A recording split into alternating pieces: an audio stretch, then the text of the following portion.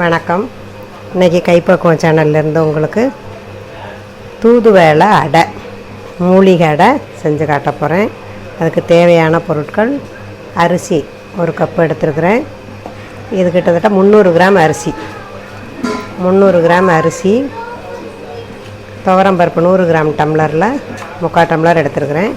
கடலைப்பருப்பு ஒரு அரை டம்ளரோட கொஞ்சம் கூட, அதுவும் 100 கிராம் டம்ளரு. 75 கிராம் போட்டுக்கோங்க. ரெண்டும் சேர்ந்து 150 கிராம் இருக்கிற மாதிரி பார்த்துக்கிறோங்க. இது 300 கிராம் அரிசி, 2 பருப்பும் 150 75 150 கிராம் எடுத்துக்கோங்க. ஒரு சின்ன குழிக்கரண்டி அளவு உளுந்து எடுத்துக்கோங்க, வெள்ளை உளுந்து. அதே போல் பாசிப்பருப்பு ஒரு குழிக்கரண்டி அளவு எடுத்துக்கோங்க. இதுக்கு மிளகாத்தூள், மாவில் சேர்த்துக்கிறதுக்கு உப்பு.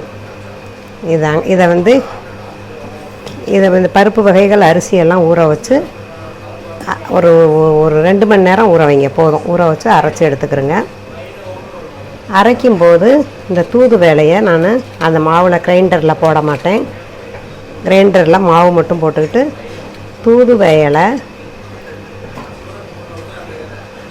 இந்த மாவு அரைக்கும் போதே இந்த சோம்பு 1 டீஸ்பூன், மிளகு ஒரு 10 ml எண்ணெய் எடுத்து வச்சுருக்கிறேன்.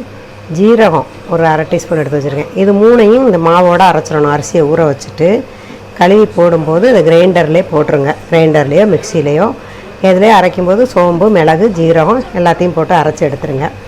அப்புறமாங்க இந்த தூதுவளையை தனியாக மிக்சியில் கொஞ்சோண்டு தண்ணி ஊற்றி அரைச்சி அந்த மாவில் கலந்துடணும்.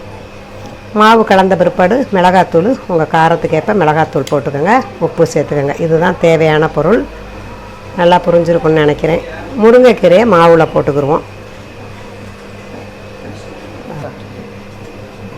அரிசி 300 கிராம் அரிசி, 75 கிராம் கடலைப்பருப்பு, 75 கிராம் துவரம்பருப்பு, ஒரு குழிக்கரண்டி அளவு பாசிப்பருப்பு,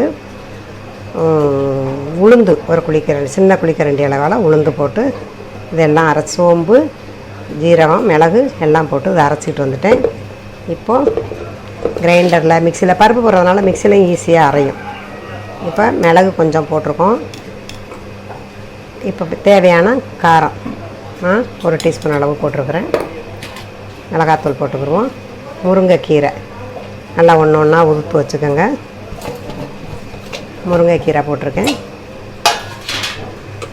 இப்போது அந்த தூதுவளை இருந்துல்ல, அதை மிக்சியில் தனியாக அரைச்சிருக்கேங்க. மாவில் போட்டால் சரியாக அரைப்படாது. இதை அரைச்சிருக்கிறேன். இப்போ தேவையான தண்ணி சேர்த்துக்குருவோம்.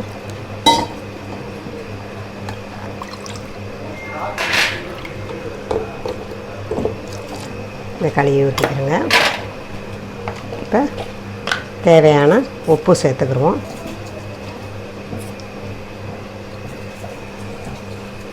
கல் உப்பு கூட போட்டு அரைச்சிருங்க, இல்லைன்னா இது மாதிரி போடும்போது தூள் உப்பு போட்டு கலக்கிக்கோங்க.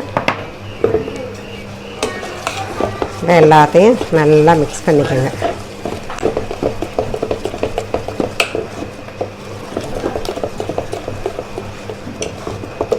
நல்லா கலந்து விட்டுருங்க. அடைன்னா சில பேர் தட்டுவாங்க, நான் அப்படி தட்ட மாட்டேங்க. இது போல செஞ்சு எடுத்துக்குவோம். இந்த கண்டிஷனுக்கு வச்சுக்கோங்க. இங்கே பாருங்கள், இந்த அளவுக்கு கல் அடுப்பில் வச்சுருக்கிறேன். நல்லா கலந்து விட்டுக்கோங்க. மாவை ஊற்றிக்கிடுவோம்.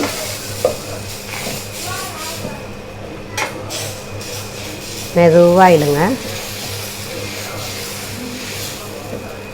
தோசை மாதிரி வேகமாக இழுக்கக்கூடாது, மெதுவாக இழுங்க. இழுத்துட்டு இப்போ நான் நல்லெண்ணெய், இந்த அடைக்கி நல்லெண்ணெய் சேர்த்துக்கோங்க, நல்லாயிருக்கும். உங்களுக்கு தேவையான எண்ணெய் போட்டுக்கிறோங்க. எண்ணெய் கம்மியாக வேணால் கம்மியாக சேர்த்துங்க.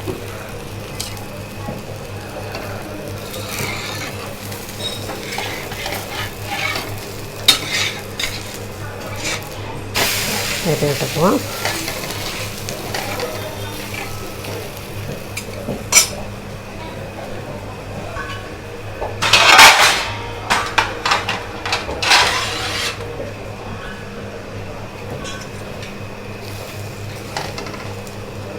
ரெண்டு பக்கமும் திருப்பி விட்டு வேகட்டும், இன்னும் கொஞ்சம் வேகணும்.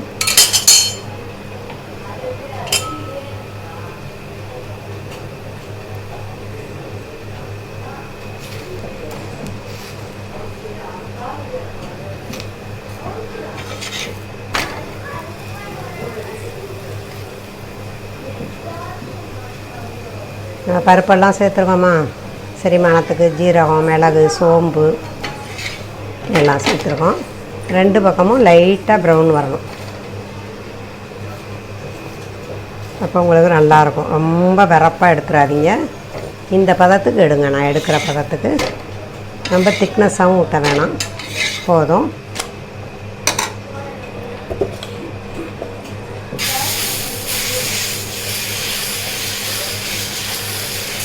வேகமாக இழுக்கக்கூடாது, அவ்வளோதாங்க. மெதுவாக இழுங்க. இதுக்கு நான் ஏற்கனவே இந்த சட்னி வீடியோ போட்டிருக்கிறேன். அந்த சட்னி இந்த அடைக்கு சூப்பராக இருக்குங்க. மூலிகை அடை, தூதுவளை மூலிகை அடை செஞ்சுருக்கேன். இந்த சளி காலத்தில், கொரோனா டயத்தில் இதை செஞ்சு காலை வெறும் உணவாக இதை கொடுத்தீங்கன்னா பிள்ளைங்களுக்கும் பெரியவங்க எல்லாருக்குமே ரொம்ப நல்லதுங்க. இதை செஞ்சு கொடுத்து பாருங்கள், பயன்பெறுங்க. உங்களுக்கு தெரிஞ்சவங்களுக்கெல்லாம் ஷேர் பண்ணுங்கள். என் வீடியோ பார்க்குறவங்க எல்லாருக்கும் ரொம்ப நன்றிங்க.